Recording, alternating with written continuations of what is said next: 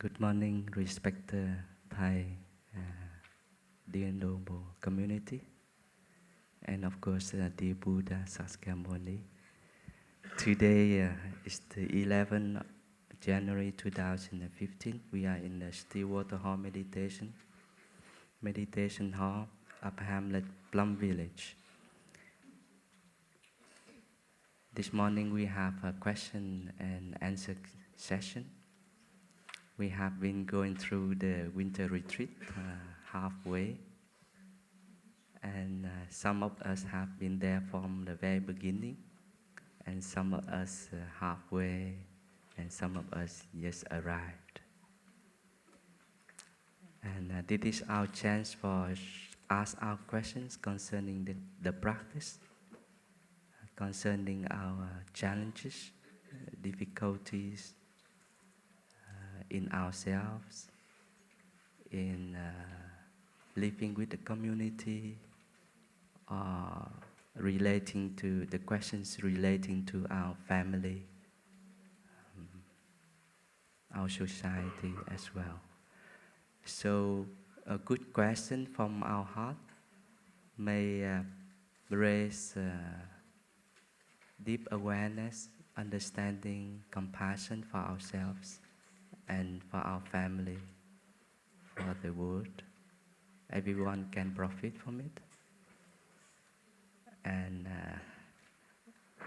it could be very nourishing and very healing session when we collectively put our heart in it. So we interact together, we generate the energy of mindfulness, concentration and insight concerning our suffering, our happiness. And for those of us who would like to have a question directly, please come and sit here on the chair. It's very nice from this perspective to have a panorama of the Sangha. If you have a camera, then you have, wow, and the background of Up Hamlet. It's very beautiful. So you are invited to sit here and come and in the spotlight as well. But with the energy of the Sangha, it can be very cozy, very warm, and sometimes very nervous. The heart is beating. I feel my heart beating unregularly. And if you have a question written, then please pass to Type of Blue. Yeah. So Type of Blue can choose the question. Yeah. You have a question right away. Oh my goodness.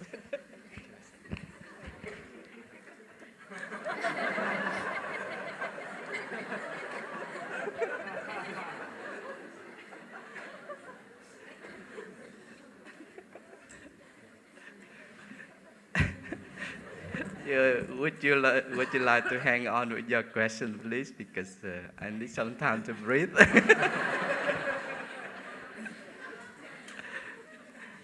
And those of us who would like to ask the question, please come and sit here. So we create an atmosphere of coziness, of togetherness. And the energy will be also concentrated if we are already settled sitting here, enjoy our breathing. And before asking our question, we will listen to one sound of the bell to breathe. So Thai Kali, please be patient with us. Oh my goodness, question from a Dharma teacher. It would be a very difficult question. Could be. So please come up if you are ready. Don't feel shy. And enjoy each step that we make. And Usually the answer is already in us when we can return to our mindfulness, our capacity of understanding and love. And if you have a question in French, it's okay, then there will be our translator, Thầy Blue, translating from French into English.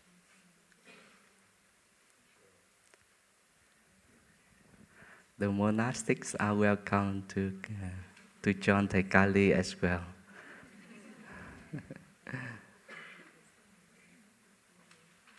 So we take a few breaths.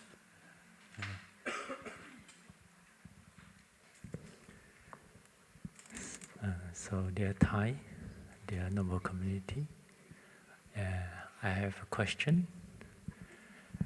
As the modern society now, so our life is very busy on the daily life, and also I think for the monastic also have this kind of tendency that quite busy in the life. So I like to ask is for your own self how you balance yourself with the work and also with the practice itself. Okay, get the mic. Yeah, because we also have a busy life. So I like to really ask that for the lay friend, also for the monastic, actually how we balance our practice and also our work itself. Yeah, because I see your practice is very good. That I really like to know.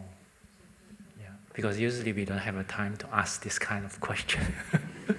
So I take this opportunity to ask. This is my first question. Only one? Oh, come on. Let's have two, man. Only one? Oh, okay.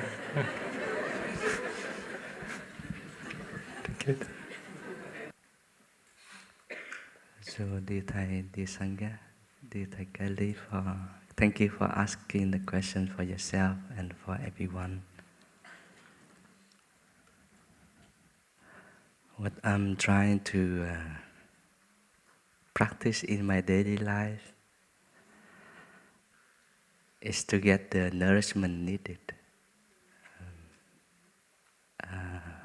The step, the breath, and just the small thing like drinking tea, or washing the cups, or opening the door, interaction with people. It's a chance for me to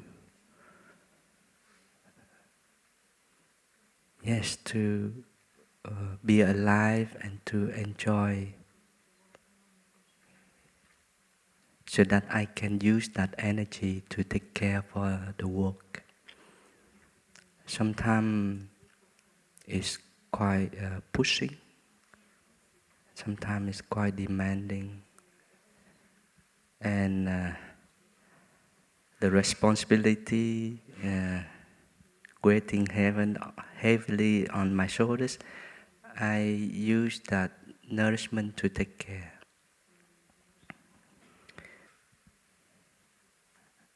And recently I learned that I learned from a Thai poem I have had a dream about. And in that poem there is a line: có những con đường mình tự trả. There are paths we need to pay by ourselves. We need to take responsibility by ourselves. And by practicing taking fully responsibility for our actions, for our chosen path, for our way of living, I cut off many habit energy of demanding for, oh, you need to help me. Oh, I have doing so well. Why are you not practicing your best? So cutting those demanding energy in me, I reserve my energy, and I enjoy more what I'm doing, because I know I'm doing it because I feel inspired by. I know I do it, I nourish myself, and I nourish the people. And in case of things are not going well, then I also remind myself, you should not ask for justice. You should, I remind myself, I should not ask for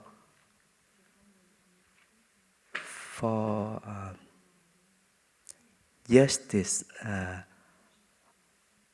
Then I stop my habit energy of punishment. Because in my mind I have a certain way of thinking, viewing things, then that is right for me. And if I see things is not going well, according to the rules, the fine manner, the precepts, the conventional agreement between us, then there is a natural habit energy of reaction, of getting angry and getting like I'm right. I will share and I will correct this.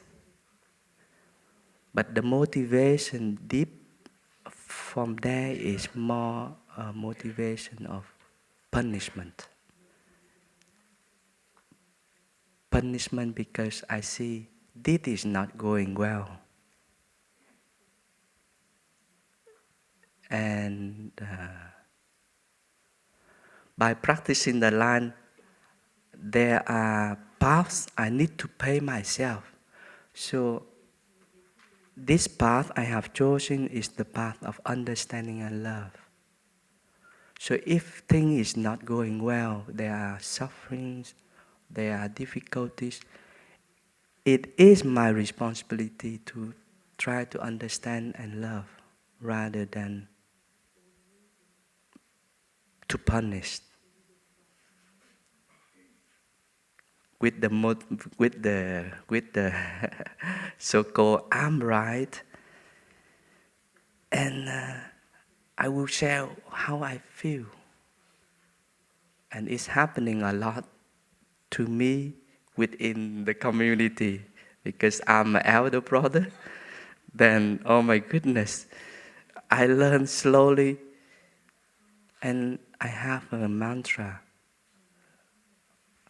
Are you compassionate when you think you are right? Am I compassionate when I think I am right? And it's very, very helpful because when I think I'm right, then there is a natural side of wrong. And the right and the wrong fighting to each other. And when I ask myself, am I compassionate? Then there is a chance to be inclusive, to embrace, to cooperate, to see, oh, we can combine our views, our idea, our even our suffering, to combine what we have in order to do together and to be more compassionate, first of all in us and among the people living us. Am I going too far? I don't know what I said. And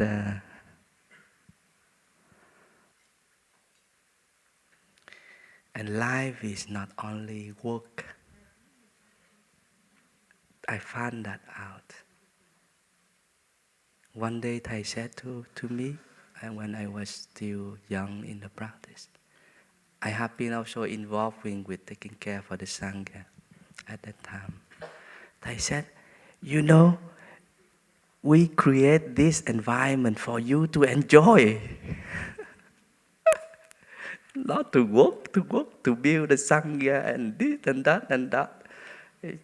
For you to enjoy. And that I learned. And maybe for our society, the same, for our society, it can be helpful to see life is not only working. Of course, we need to work, but we can take the opportunity of working to enjoy, to build relationships, to serve, and less than I have to go through this. I have to get it done. I have to. It becomes habit energy of getting through life, accomplishment, and so on. And it's the same with the practice. The practice is for us to enjoy and not to get it done. You know? Anyway, I share a little bit. You asked too difficult a question. Thank you.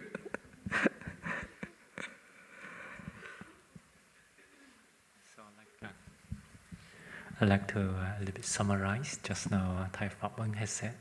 The first thing is demanding. The second is justice. Yeah. So the third one is compassion. To balance oneself, compassion. And the fourth one, I feel very nice, is the work. Not only for work, but for joy. So I think this is applicable for lay, also for monastic. Yeah. So thank you, Thai. I have another. Okay, no, I better let the others. Yeah. Okay, thank you. Now you answer.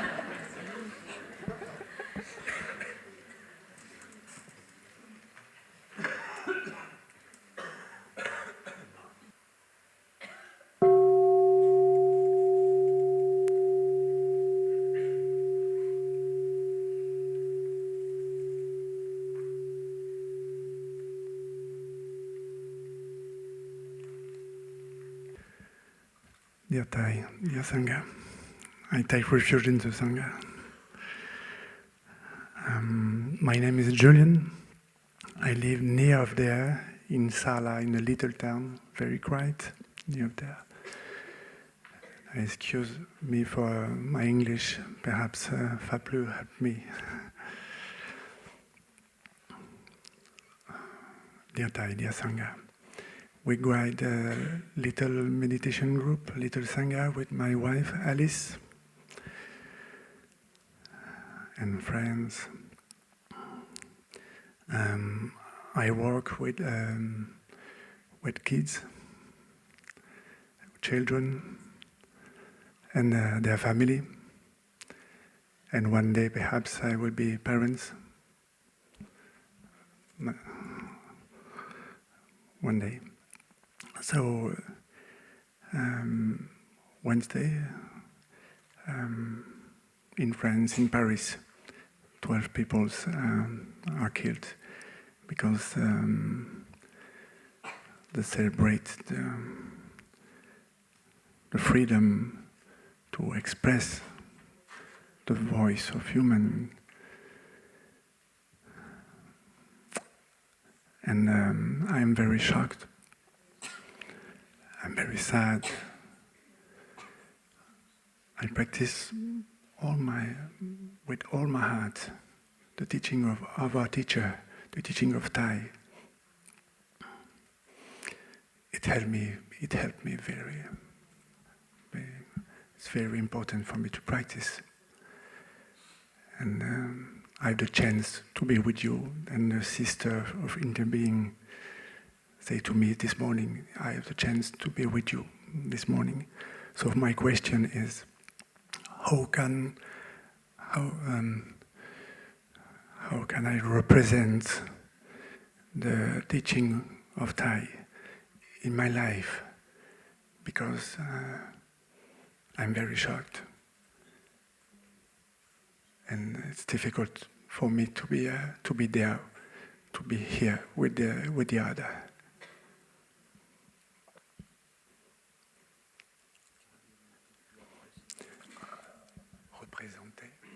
Représenter, c'est bon, represent. How can I represent the teaching of Thai in my life now, with all this violence in France and in me? So, dear Thai, dear Sangha, so if I may try to summarize your question in English. So, last week there were 12 people killed at the Charlie Hebdo magazine in Paris by as a terrorist attack, and so our friend is a practitioner, and he's quite, of course, shocked by this event, and also these people were killed. It's related to the freedom of expression, right? What they expressed in their journal, that is quite probably the cause of this attack. So he asks, as he practices with all of his heart Thai's teaching, how in this time of violence can he best represent Thai's teaching? Dear Thai, dear Sangha, dear friend, at this very moment, it's very easy to choose side. To choose side, the side of the victims, having compassion for them.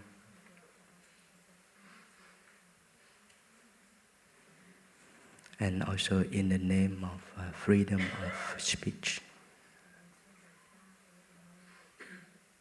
And with that tendency of choosing side, we may create a division against the so-called terrorists. And the terrorists, the so-called terrorists, they feel threatened, they feel there's a force fighting against them, and they defend themselves. And the escalation could happen easily. And it's not only in Paris, in France, but worldwide that is happening.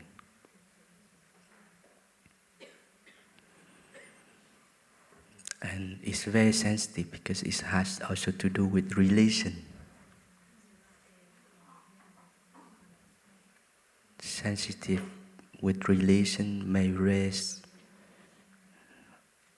a lot of so-called righteousness. I'm doing in the name of. So being aware of those factors one of the practice we may do is to calm ourselves, to embrace our sadness by ourselves, collectively with our friends, and healing that wound in us first. And knowing healing that wound in us, we heal that wound at the same time for all, and for that side and for the other side, because we are human living on earth. And Mother Earth is still there, the sun is still there, the cosmos is still there, embracing each of us. So we allow that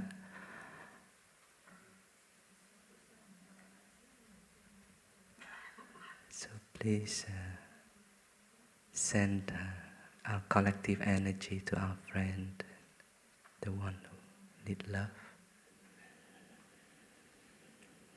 Breathe in deeply.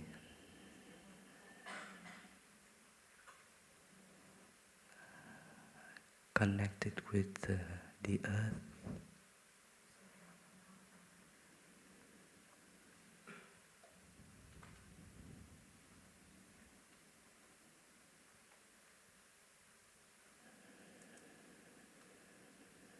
Allow the air to nourish ourselves.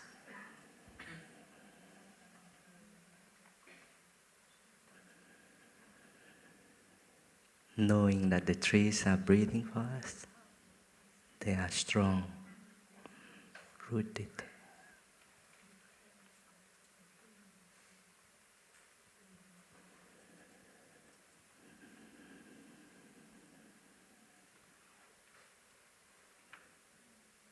So once we can in touch with the wonders of life in this very difficult moment, then we get the nourishment needed. And from that awareness of life is so wonderful, we can generate compassion for the suffering. For the suffering.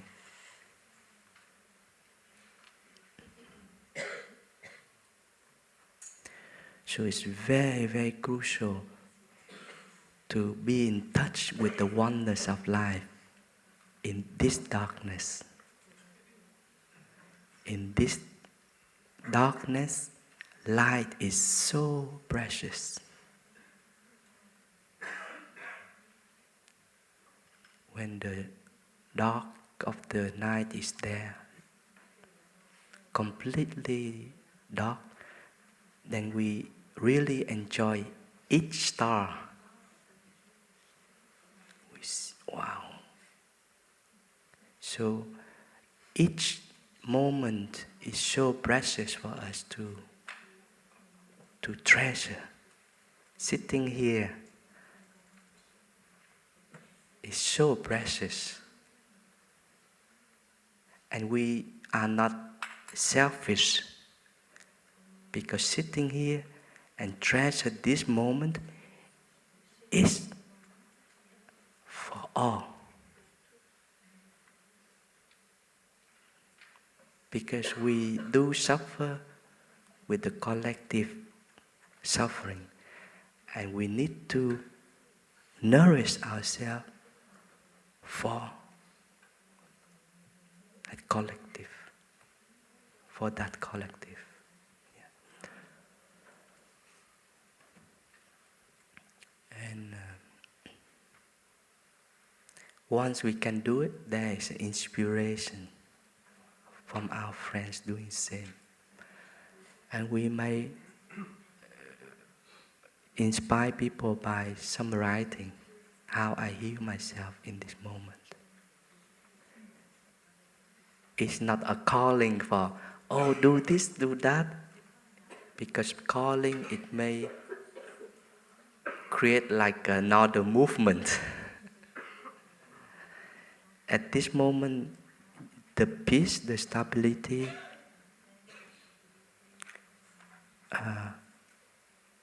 is generating their own effect.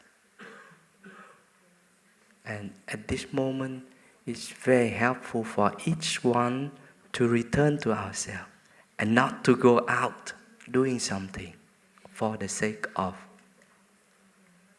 At this moment, to me, is more precious, more crucial, just to take care of ourselves. Knowing that taking care of ourselves, we do for all. And the energy is radiating. Without, we need to push it.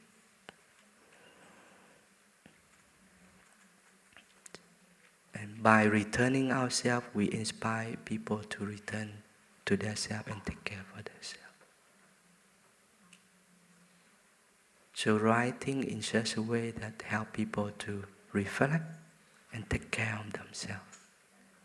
And somehow to make a beginning new with themselves as well. Concerning their way of thinking, this is happening because the collective consciousness somehow is co-responsible for this.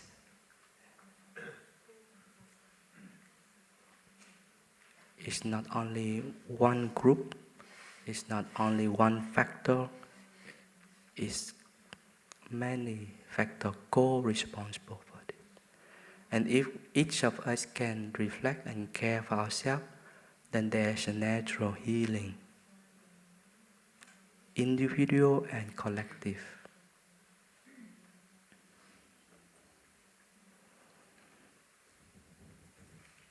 So sitting together, refrain from sharing views, this and that, right and wrong and so on. But sitting together is for nourishment and healing. It's direct. But Kylie, please help.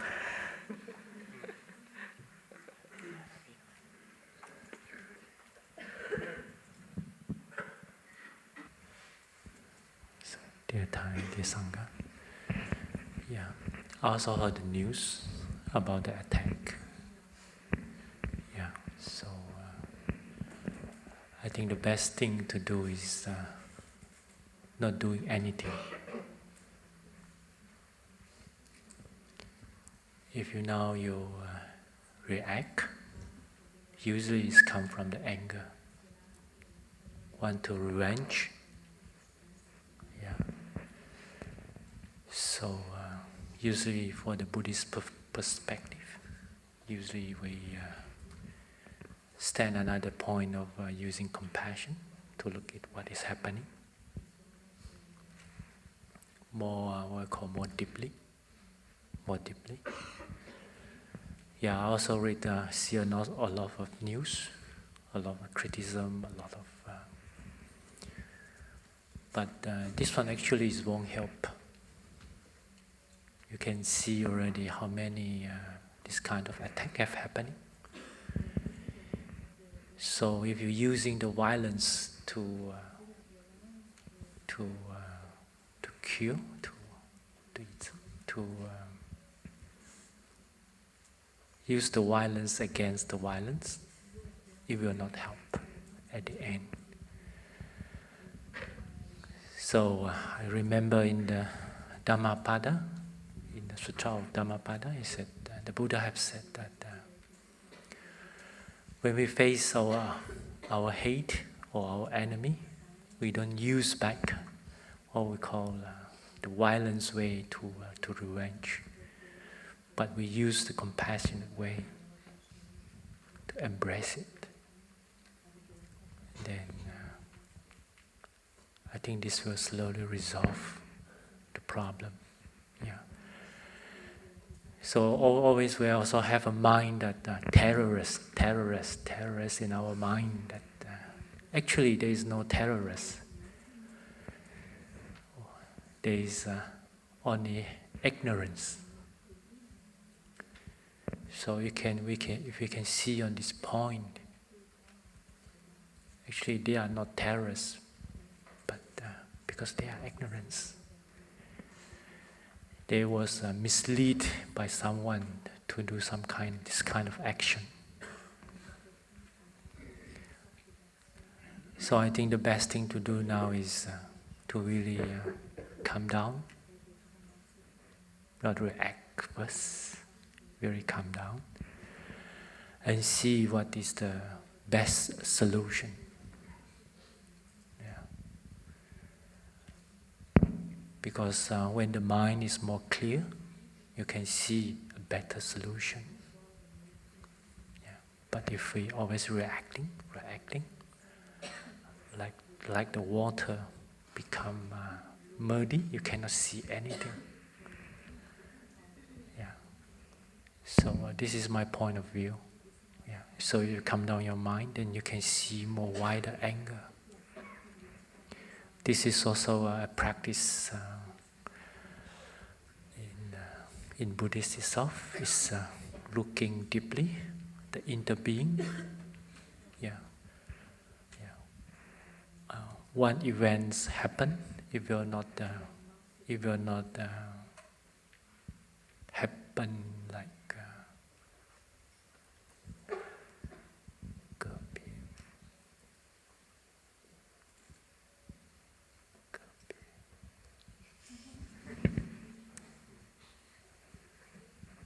it will not happen alone itself. Huh? It's not isolated. It's not isolated. Yeah. Yeah. So they have many causes and conditions. So we have to see more wider. Yeah. So this is what we call interbeing. So yeah, it's not about the terrorists. It's not about the generous. Yeah. But what we call the main cause? The inter-are each other. So if you can see that, then your compassion will open. Yeah. So you can embrace the terrorists. You can also, what we so-called terrorists, you also can embrace those who are the victims. Yeah. So I think this is the way to look more deeply, to rise the true compassion in us, not against which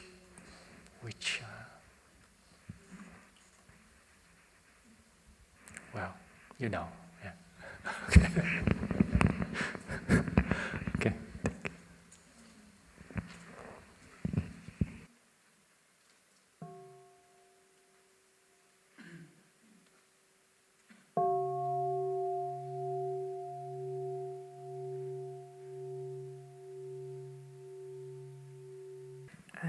Dear respected Thai, dear Sangha, dear respected brothers,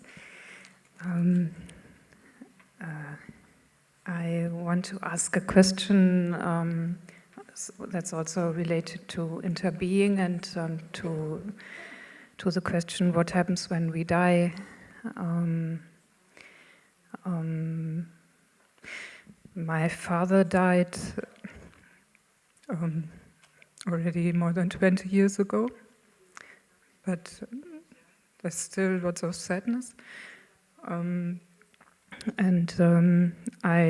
try to understand the Dharma regarding what happened to him, for example. I realize that I'm a bit confused or unsure because when I understand it right, Thai says that we continue in different forms. So sometimes I imagine I feel my father when I'm doing a walk in the forest, and maybe he's there in the trees or in the birds, or I don't know. And I like this idea. I feel some ease of my pain when I feel that. And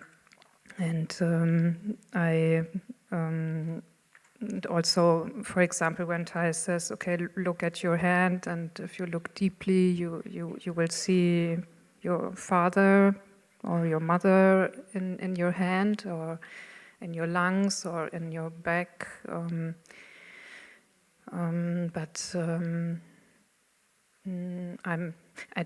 think maybe I just want to ask if I really understand it right, because sometimes I think maybe I just construct something for me to ease my pain.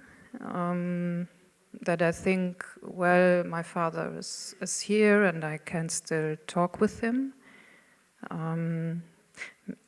It's difficult for me to ask the question correctly because I'm really quite confused about it. Because also Thais, I think I heard once that the Thais said there's no such thing as a soul, for example. Then my father maybe is not there, as the soul of my father, but as maybe as part of a common consciousness. But how can I then talk to him? Maybe that's my question. I hope it's kind of...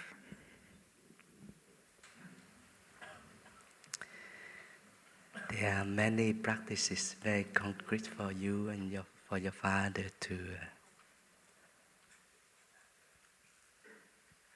make a beginning anew. Beginning anew with the sadness, and begin anew in the relationship between you and your father and you. And there are many of us who have been profiting from the practice of the Buddha, the interbeing practice. So as you said, Thai has said, oh, we can see our father, our mother in our hands, in our body, because this body is us, belonging to us, but also belonging to them. So we can say that we and our father are not separate.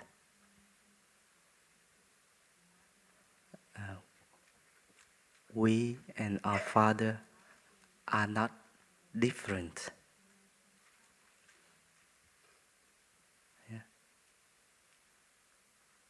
Because this very hand is our hand, but at the same time, our father's hand. So we and our father are not different. You see that?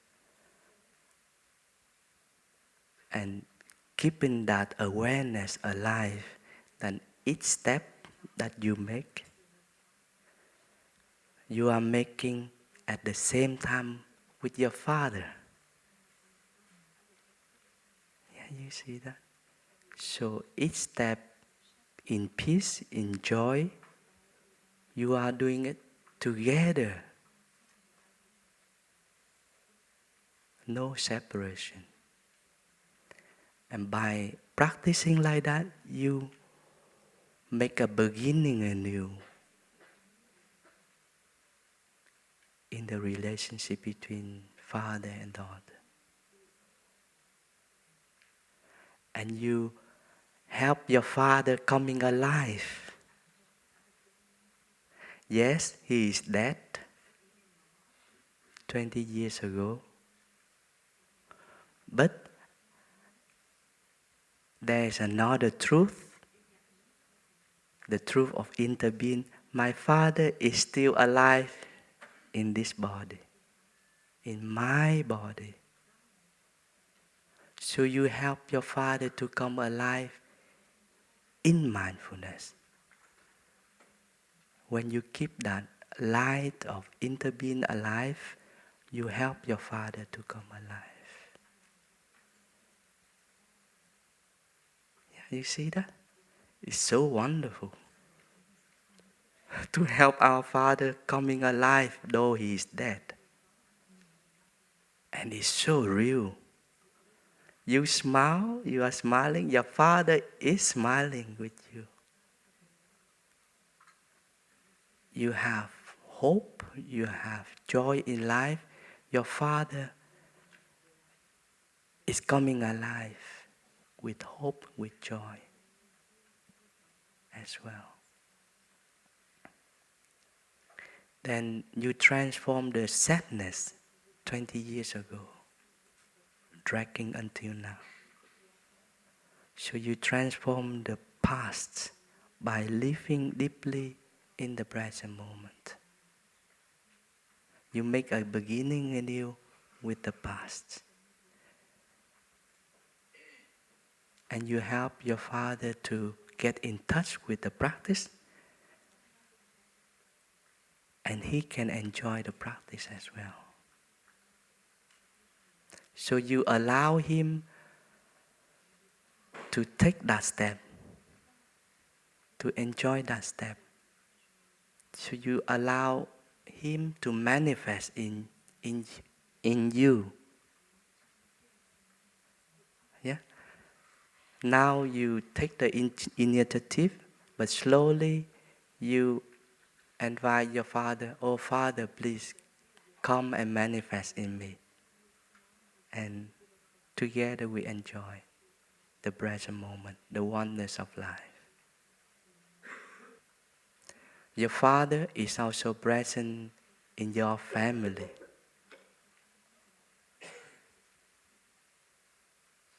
So once you can take care for your family, your mother,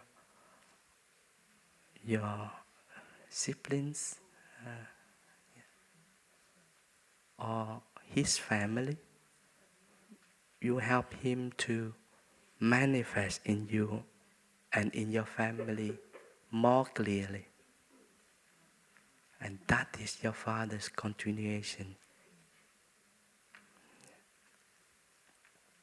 And of course, your Father has aspiration in his life, and those aspirations of your Father are still alive. You help to realize them. You help your Father to do the things that he likes. Then daughter and father are doing together.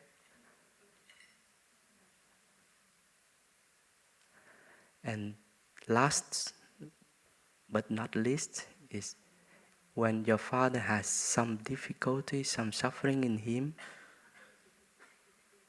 you know, you help him to transform those suffering. And by being touched deeply with the suffering, you may give rise to understanding and compassion for him, forgiveness, and understanding his situation and so on. You help him to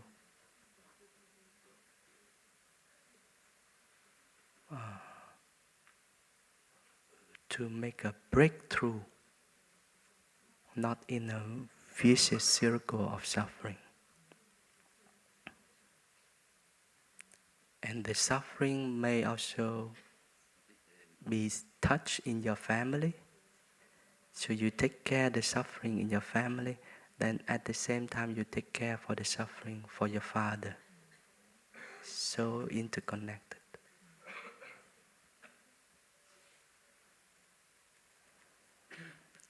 And of course, your Father is also the Son. Also the Son. Every one of us has Father as the Son. Without Son, then we are not sitting here.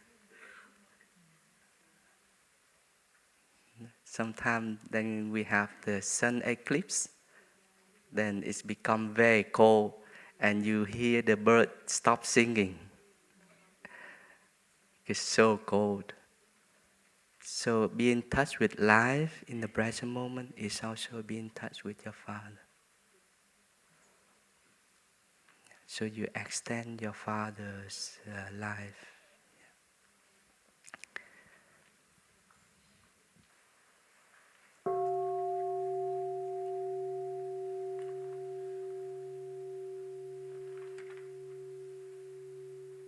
Dear Thai, dear Sangha, this is a written question. My question is about distinguishing between craving and true love. When I fall in love with someone and I feel the wish to be close to that person, is this craving? When I miss the person, when I can't see him or her, can that still be true love? Are most of the relationships between man and woman in our society then based on craving? Thank you. Because I don't have this kind of experience, having a lover. I never fall in love before. So, yeah, it's true, honest. So I don't know really how it feels, but as I observe others, it gives rise quite a lot of suffering, yeah.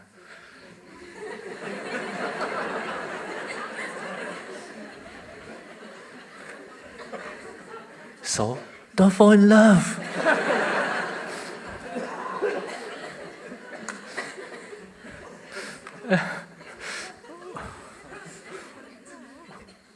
Well, in reality, you still fall in love, yeah. But I feel quite lucky I didn't fall in love, but yeah.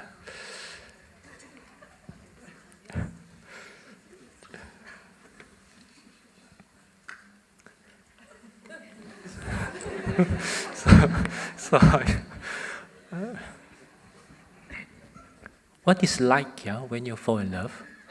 Is it strong? The craving is very strong? Yeah? Yeah. Oh.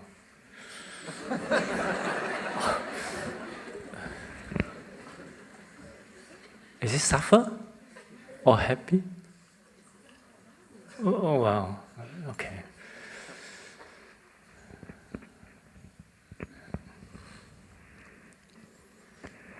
Yeah. So when we say love, if you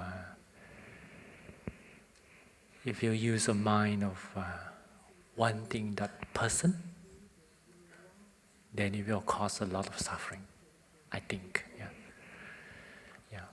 But if you see that the other person as companions that can really support you, then I think the relationship will become very beautiful. To support each other, not to craving each other. Yeah. If you said craving, you have demanding something from that person. Then this, I think, will cause suffering. But if you have a mind to support each other, especially in the practice, I think it will become really beautiful. I think it's true, yeah? Yeah, so this is what I call the true love, yeah? So the true love is supporting each other without having something back. Like when you are giving something, you are not expecting anything on return. Is it? Yeah, anything to return? Yeah. In return, yeah. That is what we call, I think I call it the true love. Yeah, so you have this kind of mind, you can nourish each other. But as I observe, a lot of love, yeah, is mostly based on demanding, wanting something from that person, then I think it will become this what we call craving for something. Then the suffering will arise from there. But if you see that person that can give you support, and also you can support that person, then it will become a true love. What we call a genuine love. Yeah. This is my point of view. Yeah. Yeah. Not only for the one you love, like a couple, also the people around you is the same. Yeah, it's the same. Yeah. So if you really feel suffering in your relationship, yeah, please join the monastic. It's easier. No, I'm not promoting. Yeah, okay. But yeah, but if you can through practice the true love, I think it will be very beautiful, and also can support. We have the fourfold sangha, yeah, the fourfold sangha, so we can support each other. Yeah, I think this is my definition of true love, without craving, but it's supporting each other, without expecting anything in return, yeah, not on, yeah, in return, yeah. Yeah, I think this is the best true love. Yeah. Yeah. Sorry, I don't have this kind of experience, but I see around. Yeah. Yeah. Yeah. Sometimes I see when they're what we call breaking up. Yeah, breaking up. Oh, so much suffering. Cry for a whole day, not whole day, few months, few years. Oh, come on, let it go. But say it is easy, yeah? I don't know, maybe this is, I think this is the craving. So I have to look deeply on that. Yeah. So Thai, do you like to? Yeah. Maybe Thai Fapan have experience. I think he have experience. They can share more clearly. Yeah. No? Oh, okay. Okay, so thank you. Yeah, so thank you for that question.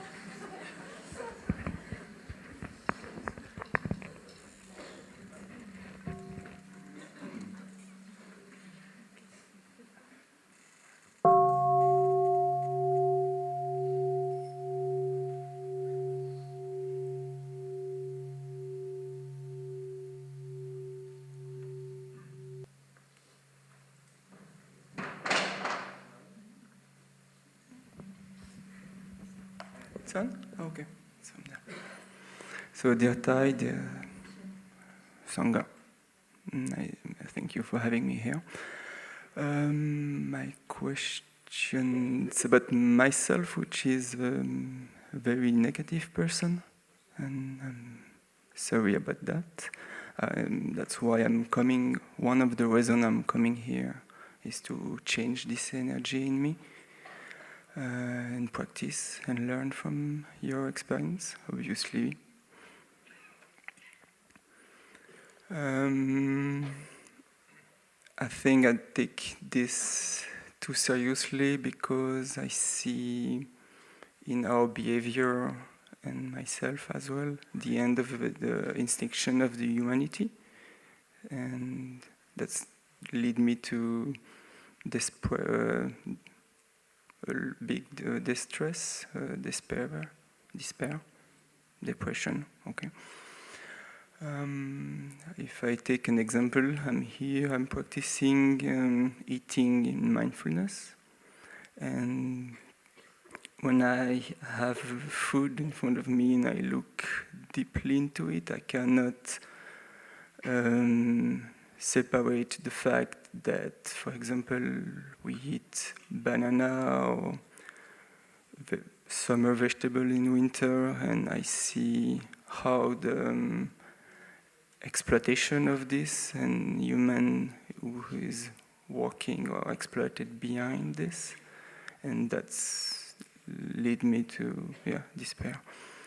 I like your first answer about personal responsibility, but I took this. I usually don't eat those produce, but I see the community doing so, and I see the fruits or vegetables here, and that makes me very hungry.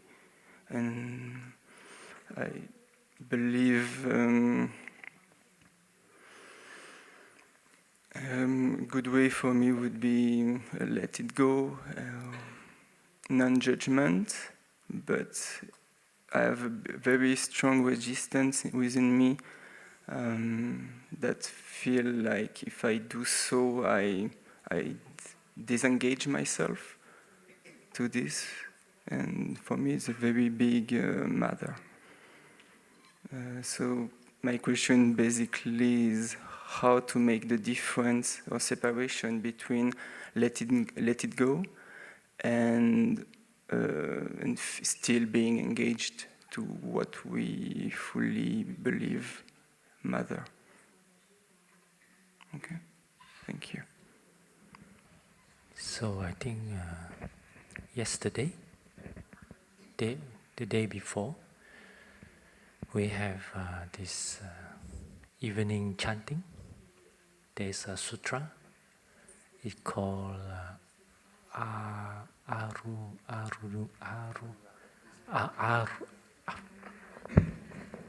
Anuradha discourse.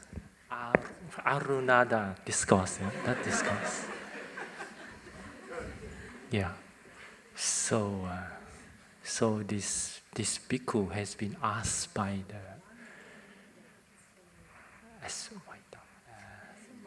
by some monks from the other traditions, and but he don't know how to answer that question, so he and asked the Buddha.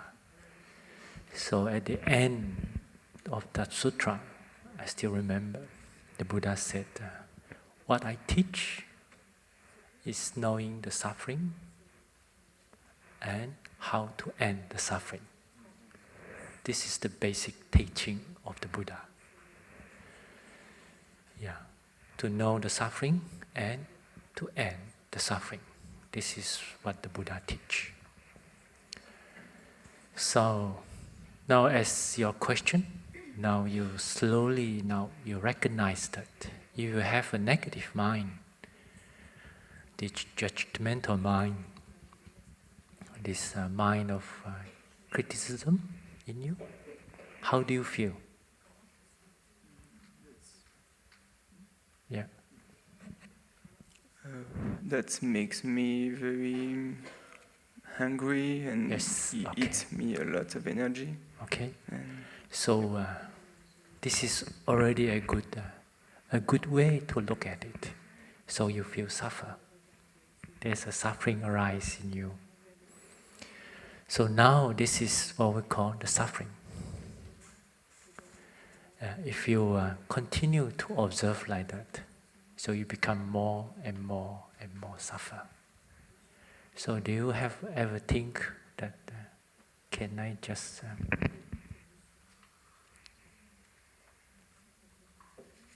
you become positive, then you will become happy. Yeah?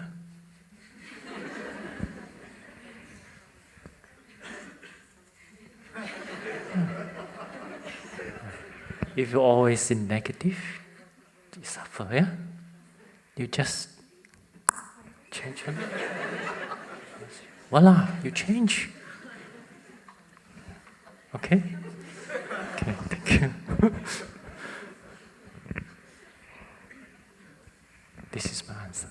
Okay.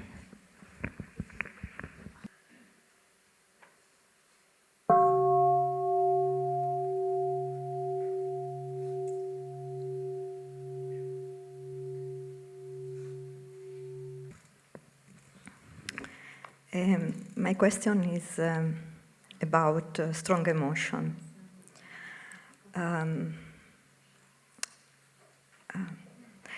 What's happened quite often to me is that really I feel strong emotion as anger or fear, but also joy. And what I have discovered is that if just do sitting meditation or walking very slow, it's really impossible for me to calm the strong emotion. Even if I put my attention in my breath, in my belly.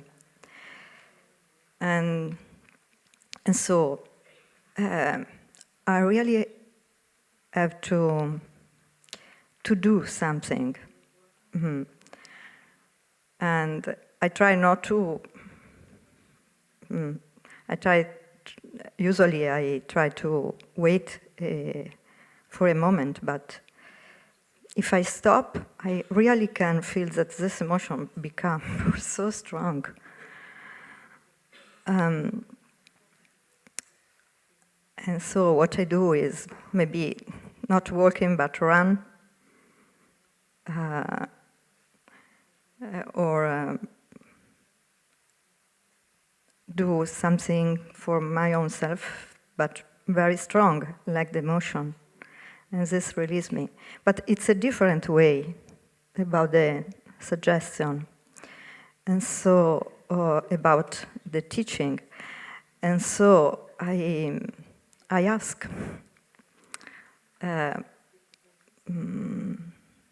if there is also another way, because really now are some years that I meditate, I do walking meditation, and it's really an helping for me in the normal state. But when I have this strong emotion,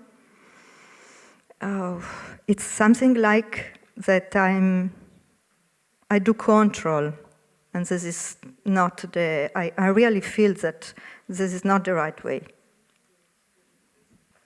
Dear Thai, dear Sangha, dear friend, yes, you see the key of the way out. You say, I try to control it, control the strong emotion, and you are feeding the strong emotion with your control and become worse, become stronger. So seeing that is already very helpful. So when you see you are having a strong emotion and you try to control it, and you smile to that habit energy of controlling, then you stop feeding it. And then you go back to the normal peaceful step that you already have been cultivating. You allow that peace energy to carry you. So you surrender. It's very, very wonderful to surrender and not doing anything. Yeah. You trust, you entrust yourself to that mindful and peaceful step in you. And you allow you to be carried by that peaceful energy. And trusting helps you to feel at peace, with security, with unprotected. Then that strong emotions will take refuge in that peace. Because there is a fear, there is a reaction in that strong emotion. It may have to do with the wounds in you. Maybe as a girl, a little girl. And that little girl is crying for love, for protection. So you provide her that peace, that security in each step. And allow that step, actually that step is the very energy of the Buddha, the Dharma and the Sangha. You have received it. And you allow that energy to carry you and the little girl. Slowly that little girl calms by herself because she feels protected. She feels loved. She feels, I'm in good hands. And you generate energy for love for her. And you can call life for supporting you. Because the trees are there for us to enjoy. The earth is carrying us. The present moment, you allow the present moment, the wonders of life, to nourish your girl, little girl. So you transform the feeling of irritation into joy, into peace. And that is possible. That is the second step. And maybe later on when you have more time and space, you look into the wounds of the little girl and understand her crying, understanding also the one who make her suffer. Those who may have created suffering for her may have been suffering the same. And they don't know how to take care for their suffering. And then they don't know how to love that little girl. So by understanding the suffering of those who have wounded her, you extend your compassion for those people. It could be in your family, could be outside of your family, but they need your love as well. And then the healing is taking place. Real healing is taking place in you. And again, this practice of healing the inner child is a daily practice and for every one of us. There's a book called Reconciliation available in the Book and Winkle, and Brother Farman is there for us after after this session or after lunch, so you may like to take a look. Take a look. Thank you for the clear explanation of the process.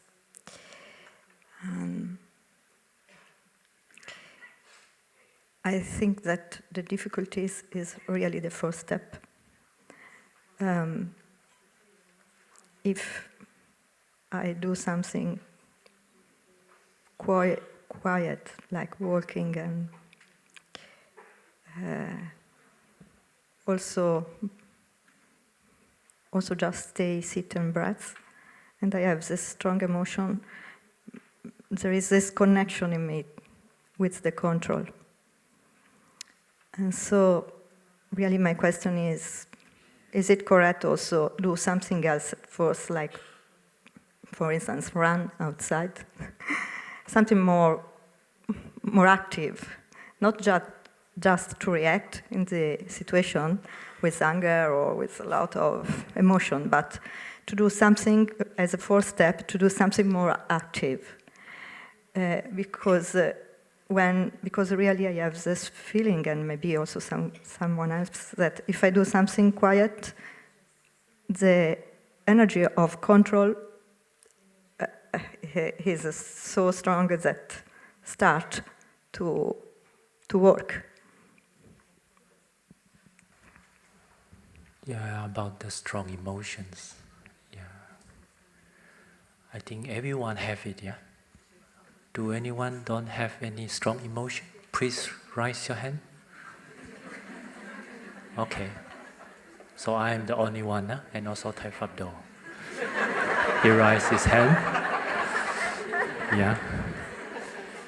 So it's quite it's common that everyone have strong emotion. Yeah. So if you can see like that, you feel better a little bit. Oh, it's not me. You only have a strong emotion. Yeah. Everyone have it. Yeah. So everyone is equal. Yeah. Yeah. So usually when a strong emotion arises, that how are we going to deal with it? It's an art. It's also we can call as an art. How to deal with it. Actually, the Buddha have give 5 ways to deal with this kind of things. But today I just want to share one point. Is sometimes the emotion is too strong. Please don't look at it. You will explode. So at that time, it's the best things to do is try to do some wholesome things. Change your mind. Direct your mind to a wholesome things. Yeah, to make it calm down. Yeah. But at that time, when you do the wholesome things itself, the strong emotions still going on behind there. But at that time, you still always aware that I know strong emotion is still there. It's okay. It's okay to have strong emotion, but not all the time. Yeah. But sometimes you arise is okay. So you alternately, you can practice alternately. Yeah.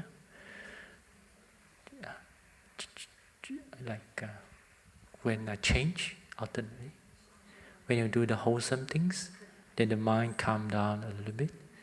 Then you can watch back again. What is that strong emotion? When it becomes strong again, then you avoid again. Not avoid, just temporary. Turn aside and do the wholesome things. To what we call to nurture the good seed. The alaya, the good seed to arise in your face. When it becomes more stronger, then you come back and look the emotion again. Who are you? Yeah, you ask, who are you? Then slowly you go deeper and you will find the cause of the emotion. Yeah, the cause. If you really know the cause itself, then it's more easier to overcome it. Yeah, there must be some trigger point. There's a trigger. That's always. Yeah. So you're more clear about the point. The more you're clear, then next time when it comes, actually you will not fall in it. You can step backward and just let it be.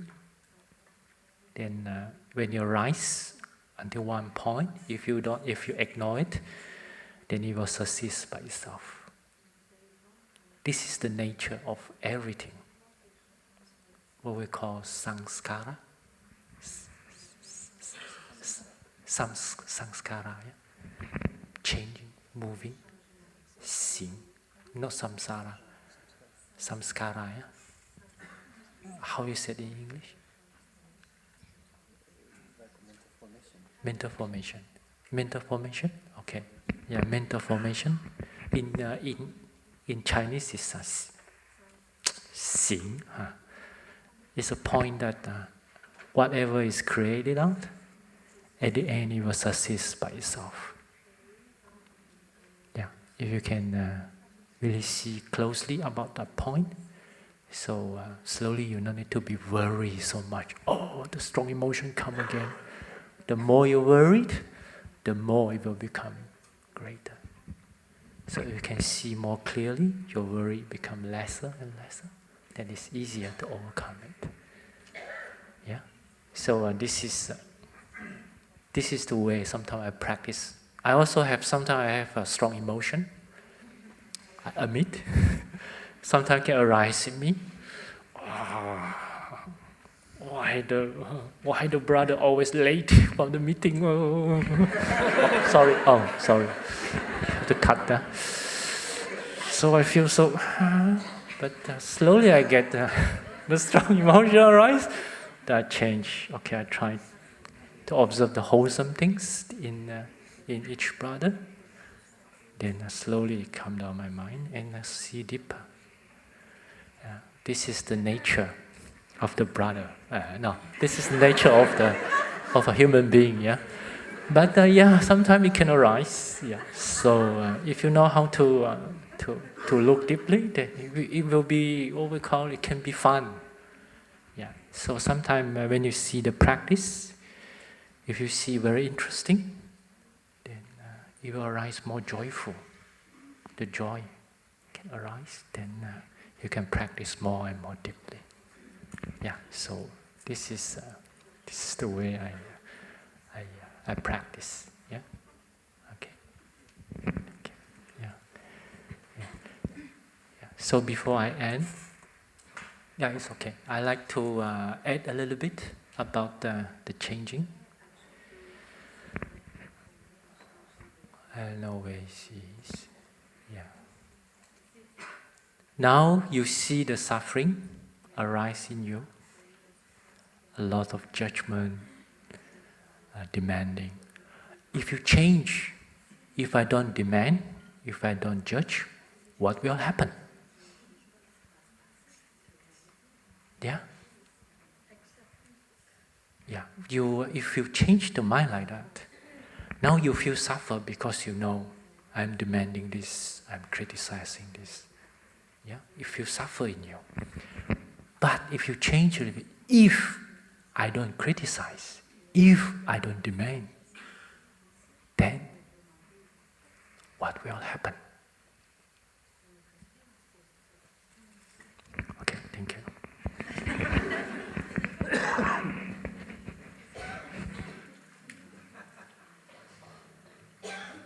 Thank you, Thầy Kali, for a wonderful conclusion.